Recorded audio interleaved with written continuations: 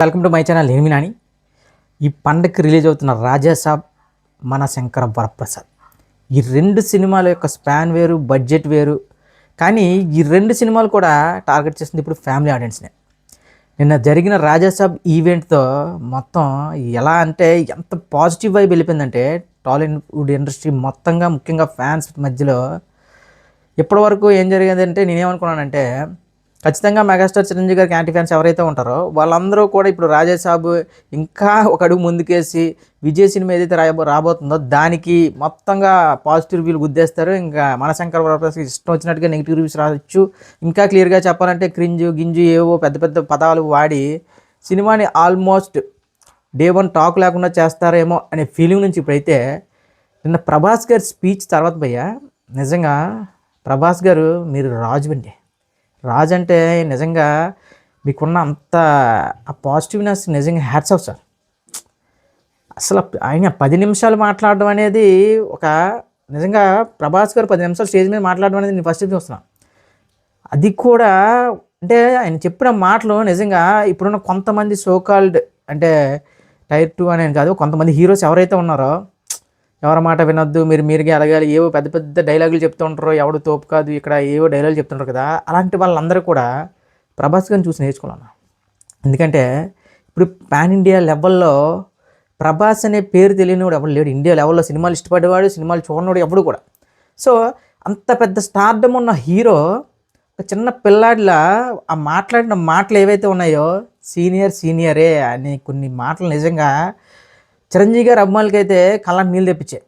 ఏంట్రా ఇంత మంచోడు, ఎంత నిజంగా ఇప్పుడు 100 కోట్లు షేర్ కొడితేనే ఒక చిన్న హీరో ఎవరైనా సరే ఇంకా యాటిట్యూడ్లు, మైక్లలో పట్టుకోవడాలు ఇంకా అవన్నీ ఇంకా వేరే లెవెల్లో ఉంటాయి. కానీ అలాంటిది 1000 కోట్ల మీద 1000 కోట్ల సినిమాలు, ఒక సపరేట్ ఇండస్ట్రీనే మెయింటైన్ చేస్తున్నాడు ప్రభాస్ రాజ్ అనే వ్యక్తి. అందరి హీరోల సినిమాలు కలిపి ఒక 5000 కోట్లు అయితే ఆయన మీద సినిమాల మీద ఖర్చు పెట్టిన డబ్బే దాదాపు 5000 నుంచి 8000 కోట్ల వరకు ఉంది. సో అలాంటి వ్యక్తి మాట్లాడిన మాటలు నిజంగా ట్రూ ఇన్స్పిరేషన్. నిజంగా ప్రతి ఒక్కడు కూడా మనం ఏంటంటే ఇప్పుడు కొంతమంది మన ఈ జనరేషన్లో మనలాంటి అందరూ ఎలా ఫీల్ అవుతున్నారంటే మనమే తోపు, మనం అవన్నీ కొద్దిగా ఓవర్ కాన్ఫిడెన్స్ ఎక్కువైపోతుంది.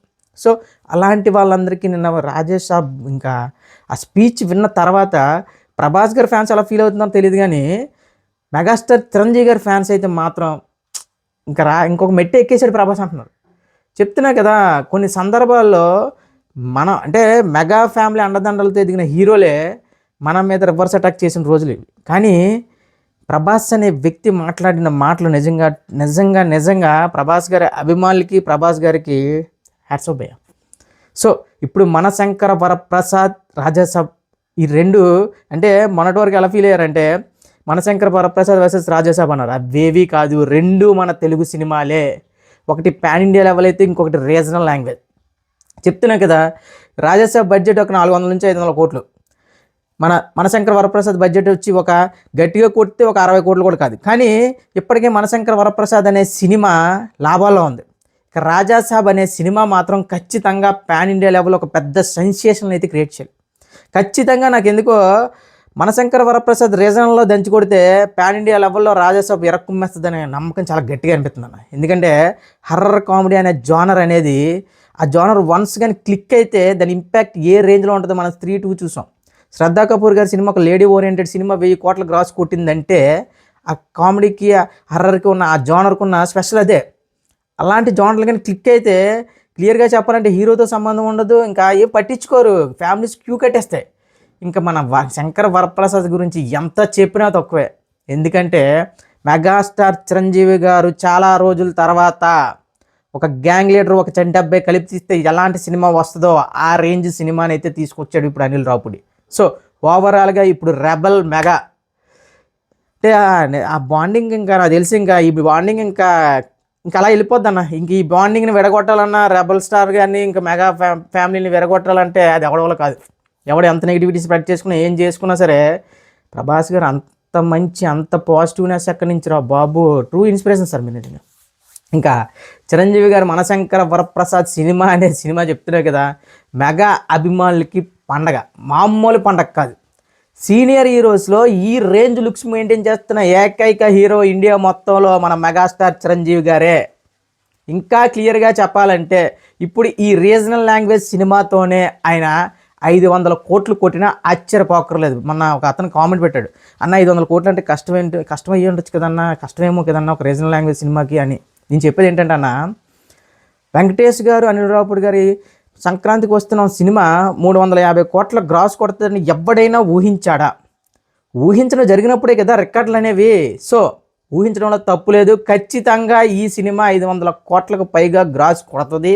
అదేవిధంగా ద రాజాసాబ్ సినిమా కూడా, అంటే ప్రభాస్ గారి లుక్స్ మీద, ఈవెన్ ప్రభాస్ గారికి ఒక టైంలో యాక్సిడెంట్ అయ్యి కాలు బాగోకపోతే దాని మీద కూడా ట్రోల్స్ చేసిన ప్రతి ఒక్కరికి చెప్పేది ఏంటంటే, చూసారు కదా నేను లుక్స్, రాజాసాబ్ లుక్స్.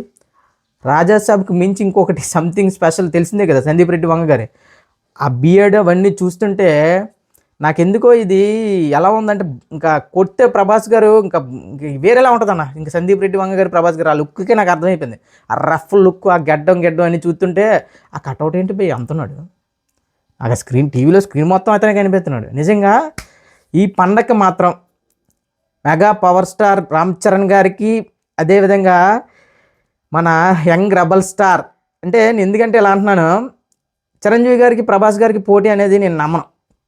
సో ఇప్పుడు మనశంకర వరప్రసాద్ సినిమాతో చిరంజీవి గారు వచ్చినా సరే మనకి రామ్ చరణ్ గారు ఆ టైప్ ఆఫ్ లుక్ కనిపిస్తుంది చిరంజీవి గారిలో. సో అందుకే ఆ మాట్లాడాను. ఓవరాల్గా మళ్ళీ చెప్పేది ఏంటంటే, మనశంకర వరప్రసాద్, రాజాసాబ్ రెండు కూడా ఈ సంక్రాంతికి ఒకటి రీజనల్గా, ఒకటి దేశవ్యాప్తంగా సంచలనాలు నమోదు చేయాలి. ముఖ్యంగా రాజాసాబ్ సినిమా మాత్రం ఖచ్చితంగా చాలా పెద్ద బ్లాక్ బస్టర్ ఇవ్వాలన్న. ఎందుకంటే సినిమా మీద చాలా ఎక్కువ ఖర్చు పెట్టారు. దాదాపు 3 ఏళ్ల పాటు ఆ సినిమా కోసం కష్టపడ్డారు. ఇంకా క్లియర్గా చెప్పాలంటే ప్రభాస్ గారికి ఈ సినిమా నథింగ్. దీని తర్వాత ఆయన లైనప్, ఆయనకి ఈ సినిమా ఏదో ఒక ఆటవిడి ప్లాన్ సినిమా అనుకోవచ్చు. ఇంకా క్లియర్గా చెప్పాలంటే ఈ సినిమా మారుతి అనే వ్యక్తికి మాత్రం డూ ఆర్ డై లాంటిది. ఎందుకంటే ఈ సినిమాతో మారుతి కానీ హిట్ టాక్ కొడితే ఆయన రేంజ్ మారిపోద్ది. ఇంకా ఆయన లైఫ్ స్టైల్, గిఫ్ట్ అన్నీ చేంజ్ అయిపోతాయి. సో ఒక మనిషి ఎదుగుదలనే కోరుకోవాలి తప్ప మనం ఎప్పుడు కూడా ఒక మనిషిని కిందకి లాగలేని కోరుకోకూడదు. ఎవరి అభిమానులైనా ఎప్పుడు కూడా మన హీరో బాగుండాలి, మన సినిమాలే బాగుండాలి అనుకుంటే అది కరెక్ట్ కాదన్న. ఏదైనా సరే ఇప్పుడు ప్రజెంట్ ఒక టీఎఫ్ఐ టాలీవుడ్ ఫిల్మ్ ఇండస్ట్రీ అనేది ప్రపంచ సినిమాని ఏలబోతుంది త్వరలో అనే, అది కూడా వారణాసి అనే సినిమా మనకు రెడీగా ఉంది. సో ఇంతటి అంటే ఎవరు చేసినా సరే మన తెలుగు హీరోయే కదా. సో ఓవరాల్గా the rebel star Prabhas, megastar Chiranjeevi అనే కంటే టీఎఫ్ఐ టాలీవుడ్ ఫిల్మ్ ఇండస్ట్రీ అనేది ఇప్పుడు ఈ 2 సినిమాలు హిట్ కొడితే మాత్రం, ఇంకా హిట్ కొట్టడం అంటే ఆల్మోస్ట్ కొట్టేసాయి. ఆల్మోస్ట్ ఇప్పటికే మనశంకర వరప్రసాద్ సినిమా అమ్మకాలతోనే నిర్మాత ఫుల్ ప్రాఫిట్. ఇప్పుడు ది రాజాసాబ్ సినిమా మాత్రం ఖచ్చితంగా బ్లాక్ బస్టర్ పడాలి, ఇండియా వైడ్గా పడాలి. పడి చెప్తున్నా కదా, హర్రర్ జానర్ అనే ఒక అంశం ఏదైతే ఉందో అది ప్రతిదీ కూడా, అంటే ప్రతి ఒక్కరు ఓన్ చేసుకునేది ఇది. అంటే ఎంత కనెక్ట్ అయిపోతారంటే దీంతో ఇంకా లాంగ్వేజ్తో ఇంత సంబంధం ఉండదు. సో అలాంటి హర్రర్ జానర్లో ప్రభాస్ గారు మొదటిసారిగా రావడం, ఇవన్నీ కూడా ఇప్పటికే ఓవర్ బడ్జెట్ అవ్వడం, ఇవన్నీ తెలిసిన విషయాలు. అసలు ఇంకా క్లియర్గా చెప్పాలంటే మనశంకర వరప్రసాద్ కంటే రాజాసాబే ఇంకొక మెట్టు ఎక్కాలన్న. ఎందుకంటే ఇప్పుడు చిరంజీవి గారికి మనశంకర వరప్రసాద్ కానీ, లేదంటే ప్రభాస్ గారి రాజాసాబ్ కానీ పెద్ద అవి వాళ్ళు చూడడానికి క్రేజ్ లేదు, వాళ్ళు కొట్టని బ్లాక్ బస్టర్ లేవు, అన్నీ వేరు. కానీ మారుతి గారికి మాత్రం ది రాజాసాబ్ అనే సినిమా మాత్రం ఖచ్చితంగా హిట్ అయితే మాత్రం అతని జీవితం మారిపోద్ది, అతని ఆలోచన విధానం మారుతుంది. మళ్ళీ మనకు ఒక పాన్ ఇండియా డైరెక్టర్ దొరికినట్టే. రాజమౌళి గారు, సందీప్ రెడ్డి వంగ గారు, సుకుమార్ గారు ఆ జాబితాలోకి ఇప్పుడు బుచ్చిబాబు సాన్ ఆల్మోస్ట్ ఫిక్స్ అయిపోయాడు పెద్ద సినిమాతో, అదే బ్లాక్ బస్టర్ సినిమా.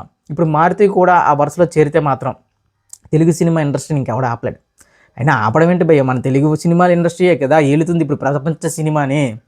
చెప్తున్నా కదా, మన రిలీజ్ అయిన అఖండ 2 తాండవం, అదేవిధంగా అవతార్ సినిమా రాగానే అఖండ 2 తాండవం ఎక్కడ లేదు, ఉండదు, వెళ్ళిపోద్ది అన్నారు. కానీ అయినా సరే డిజాస్టర్ టాక్తో అఖండ 2 తాండవం ఇంకా కూడా ఆడుతుందంటే చెప్తున్నా కదా తెలుగు ఆడియన్స్ సంథింగ్ స్పెషల్.